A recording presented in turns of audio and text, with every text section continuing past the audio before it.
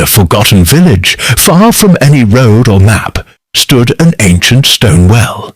The villagers warned everyone, never look into the well after sunset. But Zara, a curious traveller, didn't believe in ghost stories. She had heard rumours of a strange voice that called out from inside, a voice that knew your name. One cloudy evening, she reached the village and asked about the well. Old men looked away.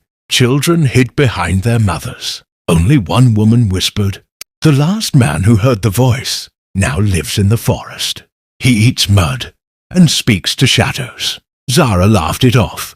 At midnight, she approached the well alone.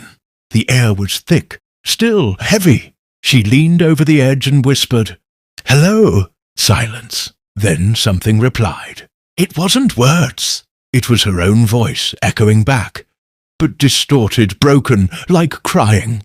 Zara stepped back. The wind howled suddenly. From inside the well she heard her name, clearly, slowly. Zara. She ran, but every step echoed louder, like the ground itself was chasing her. When she looked back, there was a face in the well. Not hers, not human. When Henry reached the station, everything was off. The ticket counter was unmanned. The clock was ticking, but the hands didn't move. The only sound was a distant radio, softly crackling from the speakers above. He walked to the platform, expecting to see maybe a late train. But instead, he saw a group of people standing motionless. Their backs were turned. They were not speaking, not moving. Henry called out, "Excuse me, is this where the 9:40 train stops?" No one answered. Then, all at once, the group turned around. Their eyes were pure white. Their faces were pale and expressionless. One of them whispered, "You're not supposed to be here, Henry." He stepped back, terrified. "How do you know my name?" No answer. The radio above started screaming. A distorted voice shouting numbers. "Station 7, code 13, exit immediately. Exit, exit." But there was no exit in sight. Henry ran down the platform, his heart pounding.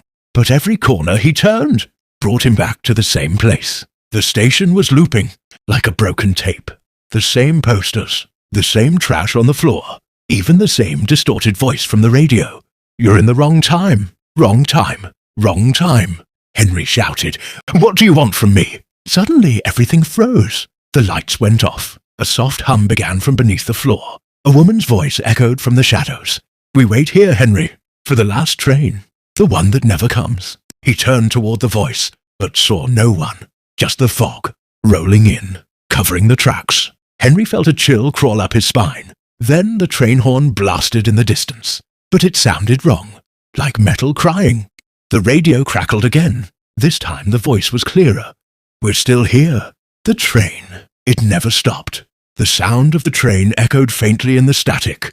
But there was no train. There hadn't been one in decades. Mark checked the transmitter. It wasn't connected. He was shaking now. He felt cold fingers brush the back of his neck. He turned sharply, nothing. But the room smelled like smoke and old iron, just like the train used to. The voice on the radio turned into a whisper. "She's here now. You shouldn't have stayed this long." Emma froze. Her heartbeat echoed in her ears. Suddenly the power went out. The station, once flickering with ghostly light, was now completely black. She pulled out her flashlight. It flickered once, then died. The air turned icy. Then she heard it. Footsteps, soft, dragging, approaching from the tunnel. She turned toward the sound, but there was only darkness. And then, a breath on her neck. "You heard the broadcast. That means you belong here now," Emma screamed. But the sound never escaped her lips. It was like the silence of the station swallowed her voice. The shadows closed in. She tried to run, but her legs wouldn't move. She was frozen, like the hundreds who disappeared here before her. In the tunnel, a pale woman in tattered clothes watched her silently. Her eyes were empty. Her lips whispered over and over, "Static never lies." The next morning, the station was empty. Only Emma's backpack was found. It turned on by itself. A new voice spoke, distorted, inhuman. "Next, listener. Welcome.